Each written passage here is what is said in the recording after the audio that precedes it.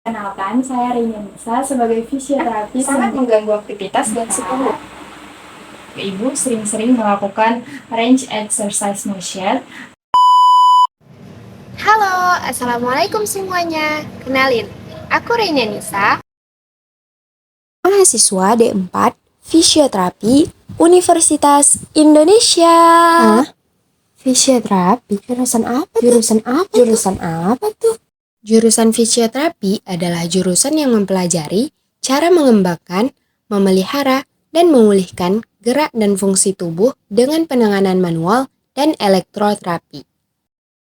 Nah, kata fisioterapi itu dibagi menjadi dua, yaitu fisik, yang artinya fisik, dan terapi, yang artinya pengobatan.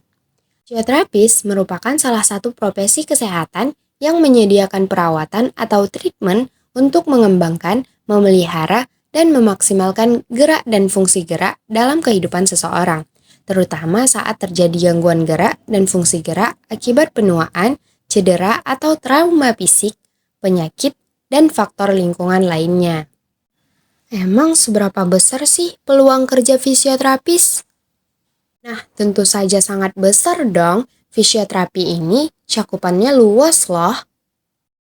Fisioterapi muskuloskeletal. Fisioterapi ini berfokus pada pengembalian fungsi sistem muskuloskeletal, termasuk semua otot, sendi, tendon, ligamen, dan tulang. Kemudian fisioterapi pediatri. Fisioterapi ini adalah jenis fisioterapi yang difokuskan untuk kebutuhan fisik bayi, balita, anak-anak, dan remaja dengan berbagai gangguan perkembangan, masalah motorik, neuromuskular, kerangka, dan fisik lainnya. Nah, setelah itu ada fisioterapi geriatri juga loh, yang berfokus pada kebutuhan gerakan orang dewasa yang usianya lebih tua atau lansia.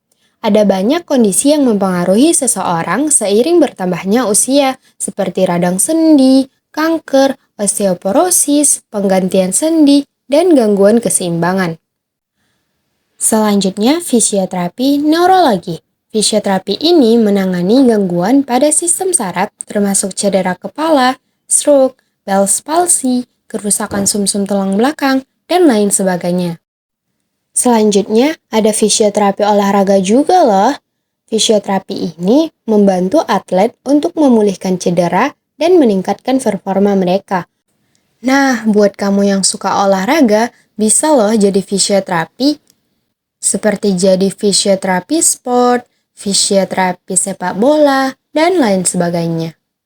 Wah, keren ya! Pastinya dong. Lalu, sejak kapan fisioterapi ada di Indonesia? Nah, kalau begitu, aku bakal ceritain ke kamu tentang sejarah fisioterapi.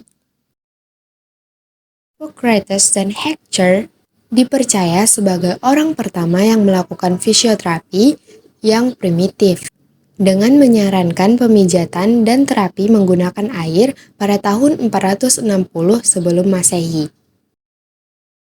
Kemudian pada tahun 1894 diadakan Chartered Society of Physiotherapy, yaitu praktek profesional di Inggris. Dan pada tahun 1913, mulailah dibentuk sekolah fisioterapi pertama di Universitas Otago di New Zealand. Pada tahun 1914 juga dibentuk di Amerika. Lalu, bagaimana dan siapa yang membawa fisioterapi ke Indonesia?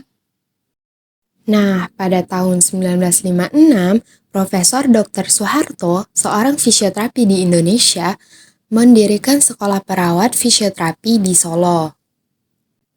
Dan pada tanggal 10 Juni 1968, dibentuklah IKFI, atau yang sekarang disebut IFI, yaitu Ikatan Fisioterapi Indonesia, yang pertama kali diketuai oleh Albert Siahaan.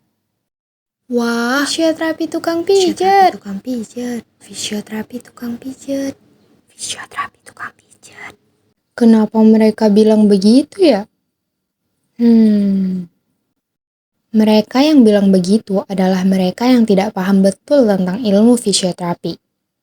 Seorang fisioterapi memiliki basis ilmu dan pendidikan yang tinggi dan formal. Untuk menjadi profesi fisioterapis pun harus menempuh pendidikan D4 atau setara dengan S1.